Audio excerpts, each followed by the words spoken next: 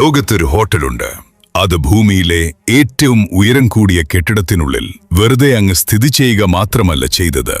ആ കെട്ടിടത്തിന്റെ യഥാർത്ഥാർത്ഥം എന്താണെന്ന് നിർവചിക്കാൻ വേണ്ടിയാണ് അത് രൂപകൽപ്പന ചെയ്യപ്പെട്ടത്. ഒരു ചെയിൻ ഹോട്ടലോ ഫ്രാഞ്ചൈസിയോ അല്ലായിരുന്നു അത്. ഇതിനകം തന്നെ 5 നക്ഷത്ര ഹോട്ടലുകൾ കൊണ്ട് നിറഞ്ഞ ഒരു നഗരത്തിലെ മറ്റൊരു സാധാരണ 5 സ്റ്റാർ പ്രോപ്പർട്ടി മാത്രമായിരുന്നില്ല അത്. ആർമാനി ഹോട്ടൽ ദുബായ് തികച്ചും വ്യത്യസ്തമായ ഒന്നായിരുന്നു. പ്രശസ്ത ഡിസൈനർ ജോർജിയോ ആർമാനി തന്നെ നേരിട്ട് വിഭാവനം ചെയ്യുകയും രൂപകൽപ്പന ചെയ്യുകയും ക്യൂറേറ്റ് ചെയ്യുകയും ചെയ്ത ചരിത്രത്തിലെ ആദ്യത്തെ ഹോട്ടലാണിത്. ആധുനിക യുഗത്തിന്റെ സൗന്ദര്യശാസ്ത്രത്തെ നിർവചിച്ച ഒരു വ്യക്തിയുടെ മനസ്സിൽ നിന്നാണ് ഇതിലെ ഓരോ തുണികളും ഓരോ പ്രതലങ്ങളും സ്ഥലസംബന്ധിയായ ഓരോ തീരുമാനങ്ങളും രൂപം കൊണ്ടത്. ബുർജ് ഖലീഫ തുറന്ന അതേ വർഷം, അതായത് 2010 ഈ ഹോട്ടലും തുറന്നത്. ആകാശത്തേക്ക് 828 മീറ്റർ ഉയരത്തിൽ നിൽക്കുന്ന ഈ മഹാത്ഭുതത്തിന്റെ താഴത്തെ നിലകളും ഒപ്പം 38-39 നിലകളുമാണ് ഈ ഹോട്ടൽ കൈയടക്കിയിരിക്കുന്നത്. കഴിഞ്ഞ 15 വർഷമായി ഈ ഹോട്ടൽ നൽകിയ സന്ദേശം വളരെ ലളിതമായിരുന്നു. ഫാഷൻ ലോകത്തെ വസ്ത്രധാരണ ചാരുത നിങ്ങൾക്ക് കിടന്നുറങ്ങാൻ പറ്റുന്ന ഒരു സ്ഥലമായി അനുഭവിക്കണമെങ്കിൽ അതിനായി ഭൂമിയിൽ നിലവിലുള്ള ഒരേയൊരു വിലാസം ഇതായിരുന്നു. ഈ കഥയിലേക്ക് കൂടുതൽ ആഴത്തിൽ പോകുന്നതിനു മുൻപ് വീഡിയോ ലൈക്ക് ചെയ്യാനും സബ്സ്ക്രൈബ് ചെയ്യാനും നോട്ടിഫിക്കേഷൻ ഓൺ ചെയ്യാനും മറക്കരുത്. കാരണം നിങ്ങൾ ഇനി കേൾക്കാൻ പോകുന്നത് വെറുമൊരു നവീകരണ പ്രഖ്യാപനത്തിന് അപ്പുറമുള്ള കാര്യങ്ങളാണ്. ദുബായിൽ സംഭവിച്ച അധികമാരും ചർച്ച ചെയ്യാത്ത കടുത്തൊരു ഹോട്ടൽ പൂട്ടൽ പിന്നിലെ യഥാർത്ഥ യാഥാർത്ഥ്യങ്ങളിലേക്കാണ് നമ്മൾ പോകുന്നത്. 2026 ഏപ്രിൽ 1 ആർമാനി ഹോട്ടൽ ദുബായ് അതിന്റെ വാതിലുകൾ ഔദ്യോഗികമായി അടച്ചു. അതിലെ ഓരോ അതിഥി മുറികളും സ്യൂട്ടുകളും റെസ്റ്റോറന്റുകളും ആർമാനി സ്പായും അവരുടെ 8 ഡൈനിങ് ആൻഡ് ബാർ സംവിധാനങ്ങളും നിശബ്ദമായി. ഇതിന്റെ ഓപ്പറേറ്റർമാർ ഇതിനെ വിശേഷിപ്പിച്ചത് സമഗ്രവും വലിയ തോതിലുള്ളതുമായ ഒരു നവീകരണ പ്രവർത്തനം എന്നാണ്. 2026 അവസാന പാദത്തിൽ വീണ്ടും തുറക്കാൻ ലക്ഷ്യമിട്ടുകൊണ്ടുള്ള ആർമാനി ഹോസ്പിറ്റാലിറ്റിയുടെ അടുത്ത ഘട്ടമായുള്ള മാറ്റമാണിതെന്നും അവർ പറഞ്ഞു. 2027 ജനുവരി 4 വരെയുള്ള എല്ലാ ഓൺലൈൻ ബുക്കിംഗുകളും തടഞ്ഞുവച്ചിരിക്കുകയാണ്. അവരുടെ ഔദ്യോഗിക പ്രസ്താവന വളരെ മനോഹരവും ശ്രദ്ധയോടുകൂടിയതുമായിരുന്നു. അത് പൂർണ്ണമായും അവരുടെ ഡിസൈൻ തത്വശാസ്ത്രത്തെക്കുറിച്ചായിരുന്നു. 15 വർഷത്തെ അതിഥി സൽക്കാരം, കാലത്തിനനുസരിച്ച് മാറുന്ന ഫാഷൻ ലോകം, പുതിയൊരു അധ്യായം സ്വീകരിക്കാനുള്ള നിമിഷം എന്നിവയായിരുന്നു അതിൽ. പേപ്പറിൽ നോക്കുമ്പോൾ ആ വിശദീകരണം തികച്ചും യുക്തിസഹമാണ്. ഹോട്ടൽ 15 വർഷത്തിലേറെയായി തുടർച്ചയായി പ്രവർത്തിക്കുകയായിരുന്നു. എല്ലാ ആഡംബര ഹോട്ടലുകളുടെയും ആയുസ്സിന്റെ ഭാഗമാണ് ഇത്തരം നവീകരണ ചക്രങ്ങൾ. ഓരോ വർഷവും ഗുണനിലവാരം മാറിക്കൊണ്ടിരിക്കുന്ന ഒരു നഗരത്തിൽ തങ്ങളുടെ പ്രസക്തി നിലനിർത്താൻ ആ ബ്രാൻഡ് ആഗ്രഹിച്ചു. പക്ഷേ ഇത്തരം ഔദ്യോഗിക പ്രഖ്യാപനങ്ങൾ നിശബ്ദമായി മറച്ചുവെക്കുന്ന ഒരു വശമുണ്ട്. കാരണം ഇത്തരം പൂട്ടലുകൾ പെട്ടെന്ന് ഒരു ദിവസം തനിയെ സംഭവിക്കുന്നതല്ല. അവ ഒരു പ്രത്യേക സാഹചര്യത്തിലാണ് സംഭവിക്കുന്നത്. ആർമാനി ഹോട്ടൽ പൂട്ടാൻ തിരഞ്ഞെടുത്ത ആ സമയം ഒരു യാദൃശ്ചികമല്ലായിരുന്നു.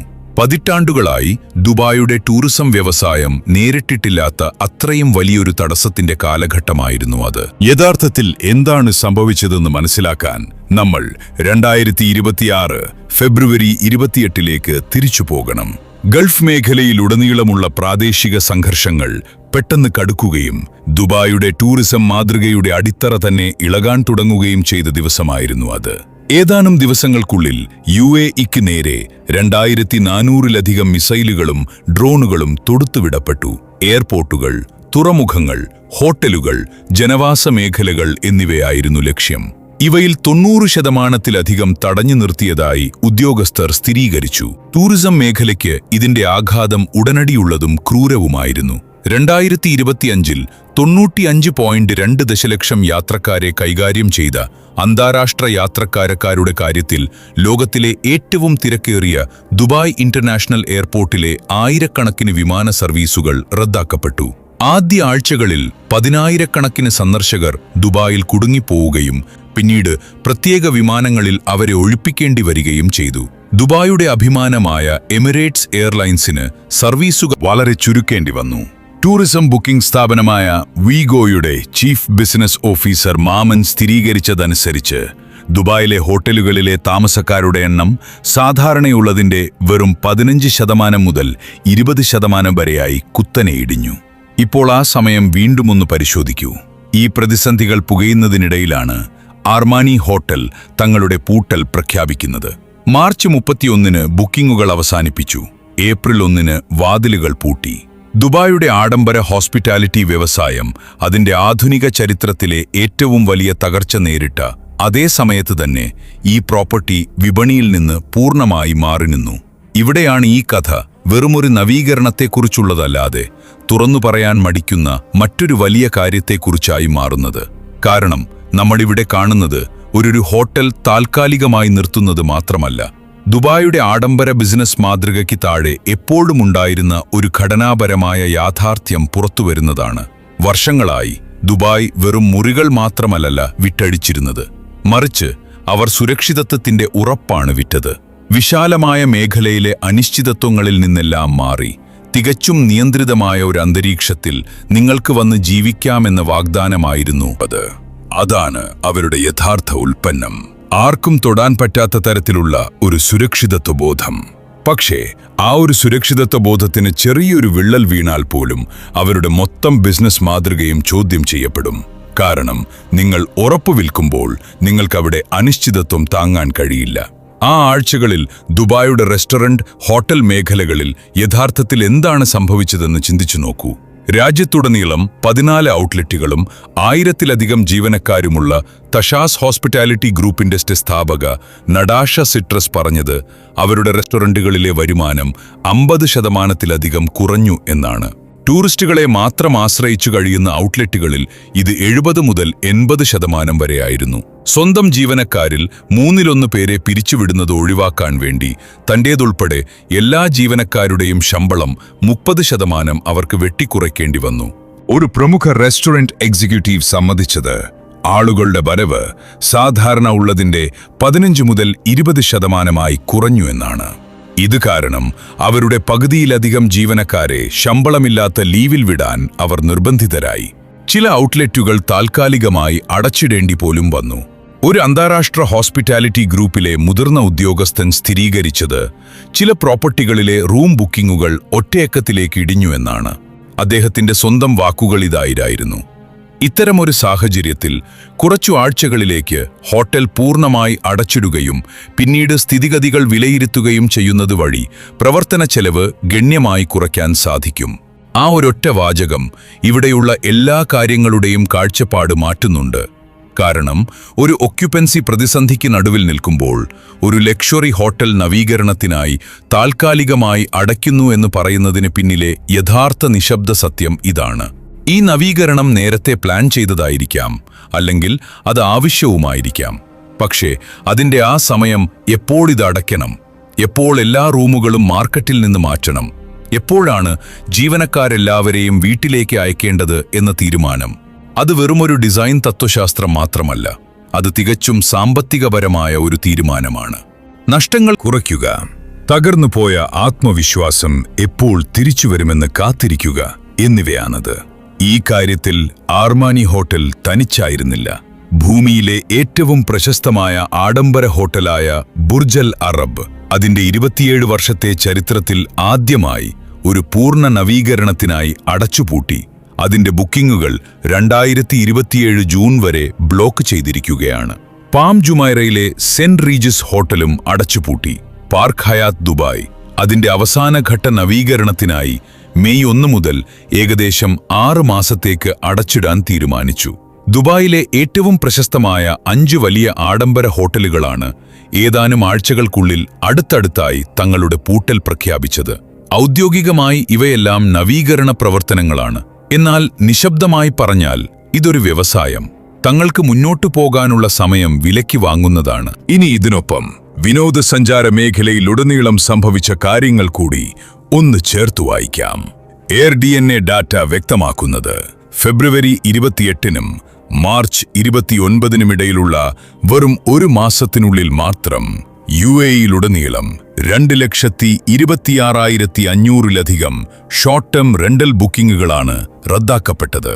ഓക്സ്ഫോർഡ് ഇക്കണോമിക്സിന്റെ ഭാഗമായ ടൂറിസം ഇക്കണോമിക്സ് വിലയിരുത്തുന്നത് 2026-ൽ മിഡിൽ ഈസ്റ്റിലേക്ക് വരുന്ന വിനോദസഞ്ചാരികളുടെ എണ്ണത്തിൽ 23 ദശലക്ഷം മുതൽ 38 ദശലക്ഷം വരെയുള്ള കുറവുണ്ടാകാം എന്നാണ്. ഇതിലൂടെ ഏകദേശം 34 ബില്യൺ മുതൽ 56 ബില്യൺ ഡോളർ വരെയുള്ള സന്ദർശകരുടെ ചിലവഴിക്കൽ തുക നഷ്ടമാകും. ഇതേ തുടർന്ന് ദുബായ് ഗവൺമെന്റ് അടുത്ത 3 മുതൽ 6 മാസത്തേക്ക് ടൂറിസം ഉൾപ്പെടെയുള്ള ബിസിനസ്സുകളെ പിന്തുണയ്ക്കുന്നതിനായി 272.26 ദശലക്ഷം ഡോളറിന്റെ സഹായ പാക്കേജ് പ്രഖ്യാപിച്ചു. ഹോട്ടലുകൾക്ക് സെയിൽസ് സംബന്ധമായ ഫീസുകളും ടൂറിസം ദിർഹം ചാർജുകളും അടയ്ക്കാൻ ഇളവുകൾ നൽകി. ഒരു സാധാരണ നവീകരണ കാലയളവിൽ ഒരിക്കലും പ്രഖ്യാപിക്കപ്പെടാത്ത തരത്തിലുള്ള വലിയൊരു സാമ്പത്തിക ആശ്വാസ പാക്കേജാണിത്. ഇനി വലിയ ചിത്രത്തിനുള്ളിൽ ആർമാനി ഹോട്ടൽ യഥാർത്ഥത്തിൽ എന്തായിരുന്നു എന്ന് നമുക്ക് സൂം ചെയ്ത് നോക്കാം. ഇതൊരു സാധാരണ മിഡ് സ്കെയിൽ ബിസിനസ് ഹോട്ടൽ അല്ലായിരുന്നു. ക്യാൻസൽ ചെയ്യാൻ പറ്റുന്ന കോർപ്പറേറ്റ് ബുക്കിംഗുകൾ കൊണ്ട് മുറികൾ നിറയ്ക്കാൻ, മറിച്ച് ഉയർന്ന സാമ്പത്തിക ശേഷിയുള്ള അന്താരാഷ്ട്ര വിനോദസഞ്ചാരികൾ, ആർക്കിടെക്റ്റുകൾ, ക്രിയേറ്റീവ് ഡയറക്ടർമാർ, ഫാഷൻ എക്സിക്യൂട്ടീവുകൾ എന്നിവർ മാത്രം വന്നിരുന്ന ഒരു അൾട്രാ പ്രീമിയം ഡെസ്റ്റിനേഷൻ ആയിരുന്നു ഇത്. പാരീസിലും മിലാനിലും ടോക്കിയോയിലും മാലദ്വീപിലും അനവധി ആഡംബര ഓപ്ഷനുകൾ മുന്നിലുള്ളപ്പോൾ തന്നെ ബുർജ് ഖലീഫയിലെ ഈ വിലാസം നോക്കി മാത്രം ബുക്ക് ചെയ്യുന്നവരാണ് ഇവിടുത്തെ ഉപഭോക്താക്കൾ. അത്തരം അന്താരാഷ്ട്ര യാത്രികർ വരുന്നത് നിർത്തുമ്പോൾ ഈ ഹോട്ടലിന് പെട്ടെന്ന് വീക്കെൻഡ് പാക്കേജുകൾ നൽകി ആളുകളെ കയറ്റാൻ കഴിയില്ല. അത് പൂർണ്ണമായും ശൂന്യമാകും. ആളുകളുടെ കാഴ്ചപ്പാടിലും പ്രതിച്ഛായയിലും പടുത്തുയർത്തിയ ഒരു നഗരത്തിൽ ബുർജ് ഖലീഫയ്ക്കുള്ളിലെ ആർമാനി ഹോട്ടൽ വിജനമായി കിടക്കുന്നത് കാണാൻ ഒരു ഓപ്പറേറ്ററും പരസ്യമായി ആഗ്രഹിക്കില്ല. അതുകൊണ്ട് ഇത്തരമൊരു അന്തരീക്ഷത്തിൽ നവീകരണത്തിനായി ഹോട്ടൽ അടയ്ക്കുക എന്നത് വെറുമൊരു പ്രവർത്തനപരമായ തീരുമാനമല്ല, അതൊരു ബ്രാൻഡ് സംരക്ഷണ തീരുമാനമാണ്.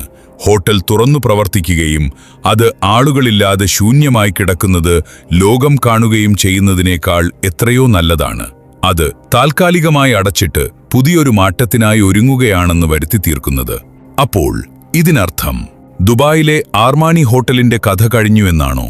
ഒരിക്കലുമല്ല. ഈ കാര്യത്തിൽ നമ്മൾ യാഥാർത്ഥ്യബോധത്തോടെ ചിന്തിക്കേണ്ടതുണ്ട്. ലോകത്തിൽ ഇന്നുവരെ നിർമ്മിക്കപ്പെട്ടിട്ടുള്ളതിൽ വെച്ച് ഏറ്റവും കലാപരമായ ലക്ഷ്യത്തോടെയുള്ള വലിയൊരു ആഡംബര പ്രോപ്പർട്ടി തന്നെയാണിത്. ഇതിന് പിന്നിലുള്ളമാണ് വലിയ സാമ്പത്തിക പ്രതിസന്ധികൾ, മഹാമാരികൾ തുടങ്ങി പല വലിയ ആഘാതങ്ങളിൽ നിന്നും എങ്ങനെ തിരിച്ചുവരണമെന്ന് ദുബായ് എന്ന നഗരം ഇതിനകം പലതവണ തെളിയിച്ചിട്ടുള്ളതുമാണ്. അൾട്രാ ലക്ഷറി യാത്രകൾക്കുള്ള ഡിമാൻഡ് ശാശ്വതമായി ഇല്ലാതാകുന്നില്ല. അത് അല്പം മന്ദഗതിയിലാവുകയും മറ്റൊരു ഭാഗത്തേക്ക് മാറുകയും ഒടുവിൽ ശക്തമായി തിരിച്ചുവരികയും ചെയ്യും. പക്ഷേ ഇനിയൊരു തിരിച്ചുവരവ് എന്ന് പറയുന്നത് വെറും പുതിയ ഫർണിച്ചറുകളുമായി ഹോട്ടലിന്റെ വാതിലുകൾ വീണ്ടും തുറക്കുന്നതിനെക്കുറിച്ച് മാത്രമല്ല. അതിനപ്പുറം ആ പഴയ കഥയും വിശ്വാസ്യതയും വീണ്ടും കെട്ടിപ്പടുക്കുന്നതിനെക്കുറിച്ചാണ്. കാരണം ഒരു നഗരത്തിലെ ഏറ്റവും പ്രീമിയം പ്രോപ്പർട്ടികൾ അവരുടെ ബിസിനസ് ഏറ്റവും കൂടുതൽ നടക്കേണ്ട പ്രധാന സീസണിൽ തന്നെ അടച്ചിടാൻ തീരുമാനിക്കുമ്പോൾ ആ തീരുമാനത്തിനൊപ്പം പുറത്തേക്ക് പോകുന്ന സന്ദേശം ഈ പൂട്ടൽ കാലയളവിനേക്കാൾ കൂടുതൽ കാലം നിലനിൽക്കും. അത് ഇന്റർനെറ്റിലെ സെർച്ച് റിസൾട്ടുകളിൽ കിടക്കും. മാസങ്ങൾക്ക് ശേഷവും ആളുകൾ തമ്മിലുള്ള സംഭാഷണങ്ങളിൽ അത് വീണ്ടും ഉയർന്നുവരും. കൂടുതൽ സുരക്ഷിതമായ മറ്റു ഓപ്ഷനുകളുമായി ദുബായെ താരതമ്യം ചെയ്തു നോക്കുന്ന ഓരോ യാത്രികന്റെയും കണക്കുകൂട്ടലുകളിലേക്ക് ഈ വശവും നിശബ്ദമായി കടന്നുകൂടും. അതാണ് വരും ദിവസങ്ങളിൽ നമ്മളെ യഥാർത്ഥ ചോദ്യത്തിലേക്ക് എത്തിക്കുന്നത്. ദുബായ് ആർമാനി ഹോട്ടൽ 2026ന്റെ അവസാന പാദത്തിൽ വീണ്ടും തുറക്കുമോ എന്നതല്ല ചോദ്യം. അത് തീർച്ചയായും തുറക്കും. ചോദ്യം ഇതാണ്: ഈ ഹോട്ടൽ വീണ്ടും തുറന്നുവരുന്നത് ഏത് തരത്തിലുള്ള ദുബായിലേക്കാണ്? ഈ ഹോട്ടൽ തുടക്കത്തിൽ ഏത് നഗരത്തെ സേവിക്കാൻ വേണ്ടിയാണോ രൂപകൽപ്പന ചെയ്യപ്പെട്ടത്? ദുബായിയുടെ ആ പഴയ പതിപ്പിലേക്ക് പൂർണ്ണമായി തിരിച്ചെത്താൻ ഈ നഗരത്തിന് സാധിക്കുമോ? കാരണം ഒരു പ്രതീകം അത് എന്തിനു വേണ്ടിയാണോ നിർമ്മിക്കപ്പെട്ടത്, ആ ഒരു പ്രധാന നിമിഷത്തിൽ തന്നെ താൽക്കാലികമായി നിശ്ചലമാകുമ്പോൾ പിന്നീട് അത് പഴയതുപോലെ അതേ അർത്ഥത്തിലായിരിക്കില്ല വീണ്ടും തുടരുക. അതുകൊണ്ട് ഇനി എനിക്ക് നിങ്ങളിൽ നിന്നാണ് അറിയേണ്ടത്. നിങ്ങൾ ആർമാനി ഹോട്ടലിലോ അല്ലെങ്കിൽ ദുബായിലെ ഏതെങ്കിലും ഐക്കണിക് ആഡംബര ഹോട്ടലുകളിലോ ഒരു താമസം പ്ലാൻ ചെയ്തിരുന്ന വ്യക്തിയാണെങ്കിൽ ഈ സംഭവങ്ങൾ അവയോടുള്ള നിങ്ങളുടെ കാഴ്ചപ്പാടിൽ എന്തെങ്കിലും മാറ്റം വരുത്തിയോ? അതോ ഇതെല്ലാം മറ്റ് കാര്യങ്ങളെപ്പോലെ പെട്ടെന്ന് മാറിപ്പോകുന്ന ഒരു താൽക്കാലിക പ്രതിസന്ധി മാത്രമാണെന്ന് നിങ്ങൾ കരുതുന്നുണ്ടോ? നിങ്ങളുടെ ചിന്തകൾ താഴെ കമന്റ് ബോക്സിൽ രേഖപ്പെടുത്തൂ. ഇതുപോലെയുള്ള കൂടുതൽ ആഴത്തിലുള്ള യഥാർത്ഥ വിശകലനങ്ങൾക്കായി നിങ്ങൾ ഇപ്പോൾ തന്നെ എന്താണ് ചെയ്യേണ്ടതെന്ന് അറിയാമല്ലോ. ചാനൽ സബ്സ്ക്രൈബ് ചെയ്യുക, കാരണം നമ്മൾ കാര്യങ്ങൾ ആഴത്തിൽ പറഞ്ഞു തുടങ്ങുന്നതേയുള്ളൂ.